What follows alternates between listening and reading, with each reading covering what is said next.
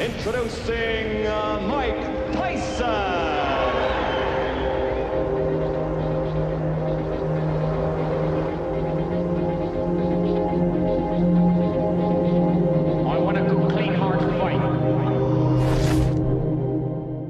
I never looked at anyone as a role model. I don't know, maybe you could say I'm stubborn or egotistic, but the way I come from, I think that it's weak to look up to someone else and say, he's my idol and I want to be like him. But there is someone Mike Tyson has looked up to for several years. The man who rescued him from the streets, straightened out his life, and taught him everything about boxing. The late Cus D'Amato.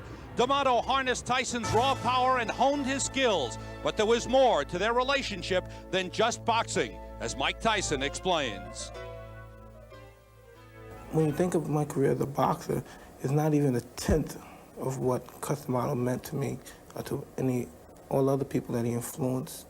It was more like the boxing part was just so limited. It was really nothing compared to the humanity we had between one another. He was my father. He was my father, and there's nothing else I could tell you. He loved me. I loved him. You know, the man lived a long life, 77 years, longer than probably that I live. And as far as, you know, he's gone now. And, you know, the show must go on, you know.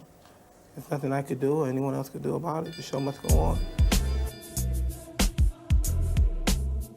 Judges are Billy Graham, Bernie Friedkin, and Eva Shane. Now look at the height difference, at least 6 inches. What does Tyson have to do to get inside? Do you know what that means to Tyson? That means that he has in front of him a very large target. Okay. Scheduled for 10, but don't go away.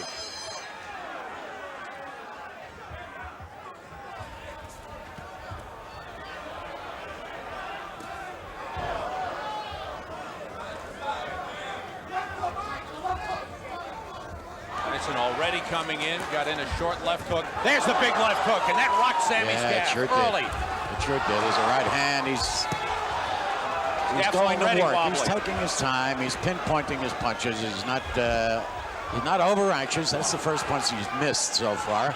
Look at the legs. Look at where the power comes from when he bends and gets his body into those punches. You got to watch this one real close. Blood coming from the nose of Sammy Scaff already. A big left hook got in there. He might have broken his nose already. That's right. It looks bad. Scaff is on the run. Blood just pouring down from the nose of Sammy Scaff. Tyson does not throw wild punches, Sam. Big left hook. And there is Scaff down. 3, 4. The count is 5. For the rest of the year. 6. The count is 7. This one's over. 9. This one is over. It's all over. He tried to make it. Sammy Scaff tried to get up. His nose is cut. Look at the side of his nose there. He's breathing and nose is just pouring out. I got to believe he broke his nose with one of those left hooks. I think there might even be a tear on the side of that nose. You didn't keep us very long, or you didn't keep a lot of the folks that came to see you very long. There are a lot of people who say that you are ready right now to fight anybody in the top 10. How do you feel about that? I feel the same also. But the problem is, I only been fighting 9 months, and I'm only 19 years old. I'm fighting now. Someone fighting only 9 months and 19 years old. Now they want me to fight for the title. They want me to fight a contender. That's absurd in boxing business. That's just absurd. Yeah, but you're not the usual heavyweight. You're an unusual heavyweight. So if you think you're ready to fight in the top 10, why are you against it? Because my job is to fight, and my manager's job is to manage. If my manager went in the ring and fight Sammy Scaff, he wouldn't look so well and wouldn't do so well. And I feel the same doing his job. Okay. Now let's say that tomorrow morning, your manager said I have a world title fight for you. There are 3 champions: Michael Spinks, Tony Tubbs, and Pinklon Thomas. Of the 3, which would you rather fight? I fight anyone my manager chooses for me to fight, because if he feels confident I could beat him, I feel confident I could beat him also. Mike, you seem to have a good time. Do you enjoy boxing? Do you think about it all the time? You have to love it to be the best at it. You have to love the sport. Anyone that's just in there to go for the money, it's good to be successful and have financial status. But if you only go in there for the money, you can only reach a certain status. And I'm in there for greatness and peace of mind. And I'm sure I love the sport. If I went in there just for the financial background, I wouldn't do as well as I'm doing now.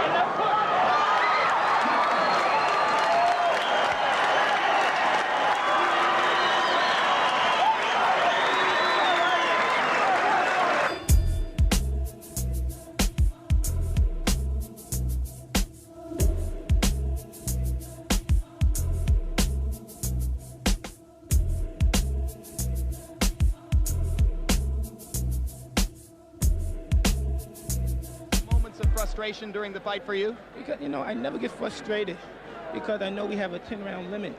And the cropper heavyweights nowadays having a little difficulty going the full 10 rounds. And the way they have it planned in their mind to beat me is to jab, pot shot, and grab me. But it's 10 rounds, and eventually I'm gonna catch them.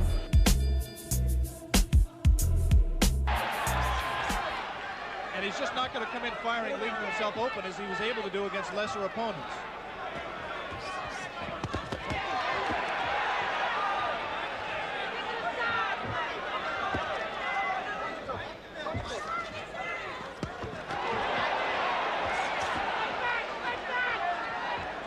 Ferguson in his 10-round loss to Carl the Truth Williams, a TKO defeat, not a decision, was in trouble in both the first and 10th rounds, and now he's in trouble here. Blood coming out from the nose of Jesse Ferguson, the right uppercut. As I think you're absolutely right, Alex. It appeared that the nose of Jesse Ferguson was broken by the brilliant uppercut. Another look. Tyson punching from very close quarters. The obvious punch right here is the uppercut. He turns around, digs right to the body, and then comes straight up with the right uppercut. Tyson has a tendency to turn left-handed. He turned left-handed to land that combination and dropped Ferguson, and I think really just accelerated the pace of the fight, turned the tide, and I don't see how Ferguson can fight much longer in that condition. I went up in his brain. I wanted to go up in his brain. Because I always thought about that punch. I always listen to the doctors on television, and that's my friends, and they say when the nose goes in the brain, the consequences of him getting up right away is...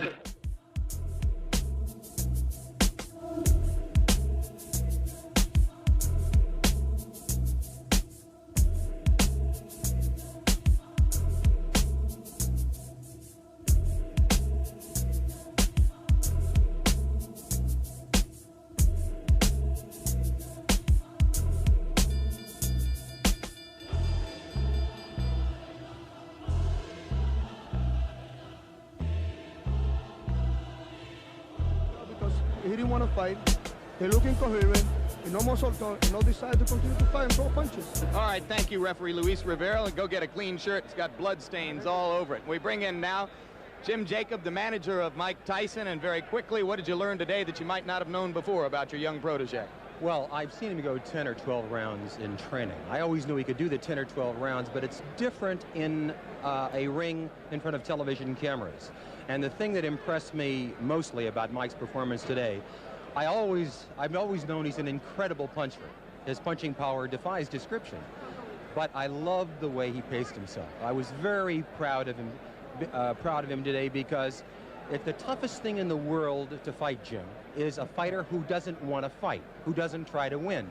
And from round 2, 3, and 4, the other fighter merely wanted to survive. He had no intention of winning the fight.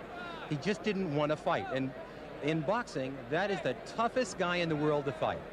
All right, congratulations to you. It's worth noting, incidentally, that because of a strategy devised by Jim Jacob and others, Mike Tyson will be fighting 12 more times, perhaps, before the end of this year? Oh, I would say he would be fighting a minimum of 20 times. Minimum 20 before the end of the year. He fights every other week.